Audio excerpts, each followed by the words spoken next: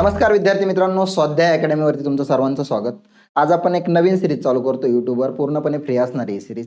तिचं नाव आहे चालता बोलता रिव्हिजन, ज्यामध्ये आपण MPSCच्या दृष्टीने जेवढे पण महत्त्वाचे समाजसुधारक असतील, कारण इतिहासामध्ये समाजसुधारकावर दरवर्षी 3 ते 4 क्वेश्चन विचारले जातात, ते सर्व क्वेश्चन तुमच्या बरोबर आले पाहिजे, हा या सिरीजचा पर्पज आहे.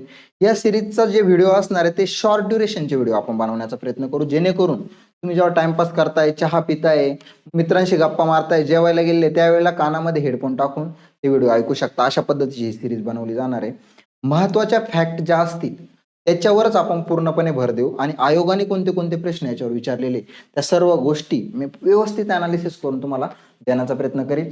आजचे जे समाज सुधारक आहे ते लहुजी राघोजी साळवे हे आहेत. ठीक आहे, यांच्याविषयीच्या महत्त्वाची फॅक्ट कोणती?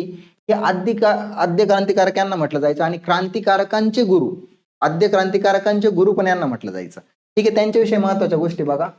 सगळ्यात महत्त्वाची गोष्ट, जन्म कधी होता त्यांचा? 1794 ला जन्म होता आणि 1881 ला मृत्यू होता. ओके, नाव काय होतं त्यांचं? लहुजी राघोजी साळवे. आता हे राघोजी साळवे कोण होते माहिती का? यांच्यावर आयोगाने क्वेश्चन विचारलाय, त्याच्यामुळे हे सांगणं गरजेचं आहे. राघोजी साळवे हे पेशवाईशी संबंधित होते. पेशवाईमध्ये जे पण शस्त्रगार जो विभाग होता त्याची पण त्यांच्याकडे जबाबदारी होती आणि जो शिकारखाना होता त्याचे प्रमुख होते पेशवाईमध्ये. ओके, ही महत्वाची गोष्ट आहे. आणि ज्या वेळेला 1817 मध्ये इंग्रजांबरोबर युद्ध करत असताना त्या लढाईमध्ये त्यांचा मृत्यू झाला होता आणि त्यांना मृत्यू होताना स्वतः लहुजी साळवेंनी बघितलं होतं आणि आयोगाने त्याच्यावर क्वेश्चन विचारला होता की स्वतःच्या वडिलांना युद्धामध्ये लढताना मृत्युमुखी पडताना बघितलं अशी व्यक्ती कोण आहे? तर ते उत्तर लहुजी साळवे होतं. हे लक्षात घ्या, म्हणजे असे क्वेश्चन आयोग विचारतं. मग लहुजी साळवेंनी त्यांचा पराक्रम बघून, रघुजी साळवेंचा जेव्हा पराक्रम त्यांनी बघितला होता त्यांच्या आजोबांचा, त्यांच्या वडिलांचा, तेव्हापासून त्यांनी ठरवलं होतं की मी आयुष्यभर देशाच्या सेवेसाठी ज्या पण गोष्टी असतील त्या मी करण्याचा प्रयत्न करेल आणि आयुष्यभर ब्रह्मचर्य स्वीकारेल. ओके, आणि त्यावेळेला मग त्यांनी त्यांच्या वडिलांची जी समाधी होती ती बांधली होती. कुठे बांधली होती? पुणे आणि मुंबईचा जो मार्ग आहे त्या मार्गावर एक मांगीर बाबा म्हणून एक मंदिर आहे, तिथे त्यांची समाधी बांधली होती, वाकडेवाडी या ठिकाणी. याच्यावर आयोगाने क्वेश्चन विचारला होता की मांगीर बाबा येथे कोणाची समाधी आहे? तर ती समाधी कोणाची? राघोजी साळवे यांची. ओके, क्लिअर झालं राघोजी साळवे विषयीचं. बघा, पूर्ण नाव काय होतं? लहुजी राघोजी साळवे. लहुजी वाजतात त्यांना म्हटलं जायचं. जन्म मी तुम्हाला सांगितला. हे का महत्वाचं आहे? जर 1885 वर एखादा क्वेश्चन विचारला गेला तर तुम्हाला हे माहित पाहिजे, त्या प्रश्नामध्ये जर लहुजी साळवे हे ऑप्शन जर असलं तुम्हाला माहित पाहिजे की 1881 ला त्यांचा मृत्यू झालेला आहे. किंवा आधीची फॅक्ट, त्यांच्या जन्माच्या आधीची फॅक्ट एखादी विचारली गेली किंवा जन्माच्या वेळेसची फॅक्ट विचारली गेली, त्यावेळेला माहित पाहिजे की आत्ताच त्यांचा जन्म झालेला असेल, हे याच्याशी संबंधित नसतील त्या घटनेशी. हे लॉजिक असतात, बरोबर. पुढे बघा, जन्म कुठे झालेला हे विचारलं जाऊ शकतं. पेठ, भिवडी, पुरंदर, पुणे या ठिकाणी जन्म आहे. घराणे बघा, साळवे घराणे होते आणि त्यांच्या आजोबांना छत्रपती शिवरायांकडून काय? राऊत ही पदवी मिळाली होती. याच्यावर क्वेश्चन विचारला जाऊ शकतो की कोणाला, कोणत्या घराण्याला छत्रपती शिवाजी महाराजांकडून राऊत ही पदवी मिळाली होती? तर साळवे घराण्याला. ओके, हे पण लक्षात घ्या. कौशल्य बघा, दांडपट्टा, घोडेस्वारी, भालाफेक आणि तोप गोळे चालवण्यात ते निपुण होते. सगळ्यात महत्वाचं म्हणजे हे सगळ्या गोष्टी बघा, दांडपट्टा असतील, घोडेस्वारी असतील, भालाफेक असतील, तोपगोळे असतील, चालवण्यात निपुण होते. आणि आयोगाने याच्यावर क्वेश्चन विचारला होता की लहुजी साळवेंकडे एक स्पेशल हत्यार होतं, त्याचं नाव काय होतं? त्याचं नाव काय होतं? गुदगुदा. हा क्वेश्चन विचारलेला आयोगाने, बरं का, तुम्हाला पाठ करायचं आहे. कोणचं हत्यार होतं? गुदगुदा हे हत्यार त्यांच्याकडे स्पेशल हत्यार होतं. पुढे बघा, युद्ध प्रशिक्षण वडिलांकडून, म्हणजे वडील कोण? राघोजी साळवे, ज्यांच्याविषयी आपण बघितलं. शस्त्रागाराचे आणि युद्धकलेचे बाळकडू त्यांना आपल्या वडिलांकडून मिळाले होते. पुढे बघा, ऐतिहासिक संदर्भ काय त्यांचा? लहुजींनी पुण्यामध्ये तालीम सुरू केली होती. पहिली तालीम होती 1822 मध्ये ही तालीम सुरू झाली होती. कधी सुरू झाली होती? 1822 मध्ये.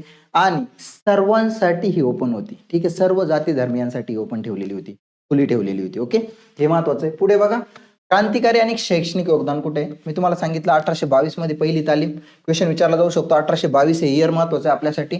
कुठे केली हे विचारलं तर गंजपेठ, पुणे, सर्व जातींसाठी खुली. महत्वाचं आहे. ठीक आहे, पुढे बघा, गुप्त केंद्र होतं गुलटेकडी परिसरामध्ये. क्रांतिकारकांना प्रशिक्षण देण्यासाठी त्यांनी एक गुप्त केंद्र चालू केलेलं होतं. म्हणजे जे शस्त्राशी रिलेटेड जे पण कौशल्य असेल त्यांना युद्ध प्रशिक्षण कसं द्यायचं याच्यासाठी एक गुप्त केंद्र होतं. ओके, मग पुढे जाऊन जे 1857च्या उठावामध्ये त्यांनी तयार केलेले त्यांचे जे शिष्य होते ते पण सामील झालेले होते. ते आपण पुढे बघूया. बघा, प्रमुख शिष्यांपैकी कोण आहे? याच्यावर आयोगाने क्वेश्चन विचारला होता की लहुजी वस्ताद यांचे प्रमुख शिष्य, किंवा क्वेश्चन काय विचारला होता? व्यक्ती दिलेले होते महात्मा फुले, टिळक, आगरकर हे खालीलपैकी कोणत्या व्यक्तीचे शिष्य होते?